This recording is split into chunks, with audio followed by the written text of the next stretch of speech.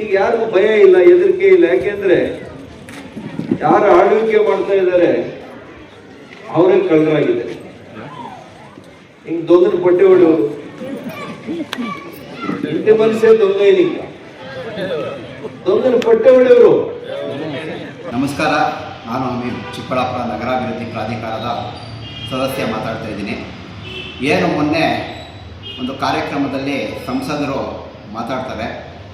ಆ ಸಂಸದರ ಹೇಳಿಕೆಗಳನ್ನ ಗಮನಿಸಿದಂಥ ಸಂದರ್ಭದಲ್ಲಿ ಇವತ್ತು ಈ ಸಂಸದರು ನೋಡಬೇಕಾ ಅಥವಾ ಕಣ್ಮುಚ್ಕೋಬೇಕಾ ಅನ್ನೋ ಪರಿಸ್ಥಿತಿ ಇವತ್ತು ಓಟ್ ಹಾಕಿರೋರು ಬಂದೈತೆ.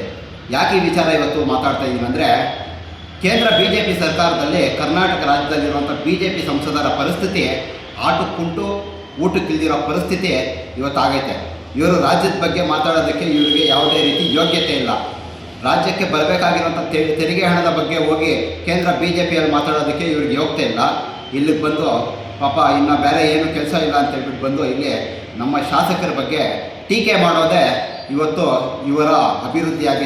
ಇವತ್ತು ಕೋವಿಡಲ್ಲಿ ಸುಮಾರು ಹೆಣಗಳ ಮೇಲೆ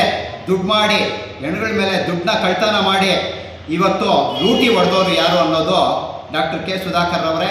ಇನ್ನೊಂದು ಕಿತ ನೀವು ವಿಮರ್ಶೆ ಮಾಡ್ಕೊಳ್ಳಿ ದಯವಿಟ್ಟು. ಇಂಥ ಆರೋಪಗಳಿದೆ ನಿಮ್ಮ ಮೇಲೆ. ಮತ್ತು ನಮ್ಮ ಶಾಸಕರ ಗೌರವದ ಬಗ್ಗೆ ಮಾತಾಡ್ತೀರಾ. ಓಕೆ, ನಮ್ಮ ಶಾಸಕರ ಗೌರವದ ಬಗ್ಗೆ ಸುಮಾರು ಜನ ಹೇಳೋರೆ.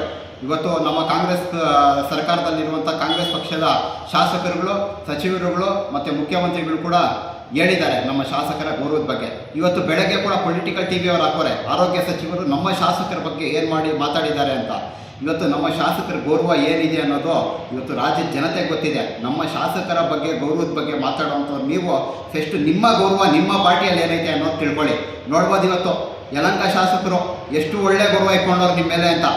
ಇವತ್ತು ಸುಮಾರು ಜನ ಇವತ್ತು ಕಾಂಗ್ರೆಸ್ ಪಕ್ಷದ ಶಾಸಕರುಗಳು, ಸಚಿವರುಗಳು ಇವತ್ತು ಪೊಲಿಟಿಕಲ್ TVನಲ್ಲಿ ಆರೋಗ್ಯ ಸಚಿವರು ಕೂಡ ನಮ್ಮ ಶಾಸಕರ ಬಗ್ಗೆ ಏನು ಮಾತಾಡೋದಿದ್ದಾರೆ ಅನ್ನೋದನ್ನ ದಯವಿಟ್ಟು ತಾವು ನೋಡಬೇಕಾಗ್ತದೆ.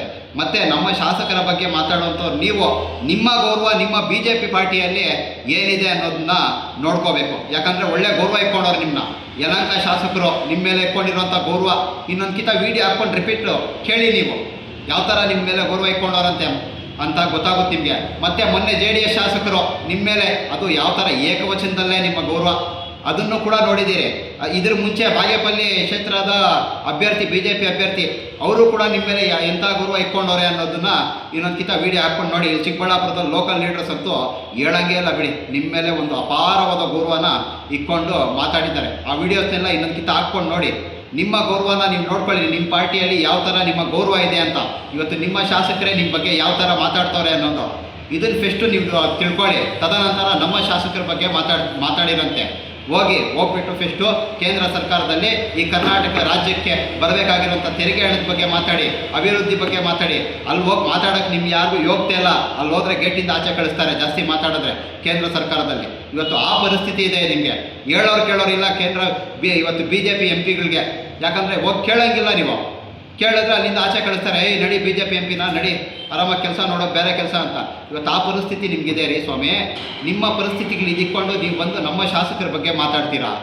ಬಿಡಿ, ಕೆಲಸ ಮಾಡಿ. ಅದನ್ನ ಬಿಟ್ಟು ಟೀಕೆ ಮಾಡೋದು ಬಿಡಿ. ಪ್ರತಿದಿನ ಬೆಳಗ್ಗೆ ಆದರೆ ಪಾಪ ಈ ಸಂಸದರಿಗೆ ನಿದ್ದೆನೇ ಬರಲ್ಲ ನಮ್ಮ ಶಾಸಕರ ಬಗ್ಗೆ ಮಾತಾಡಿಲ್ಲ ಅಂದರೆ.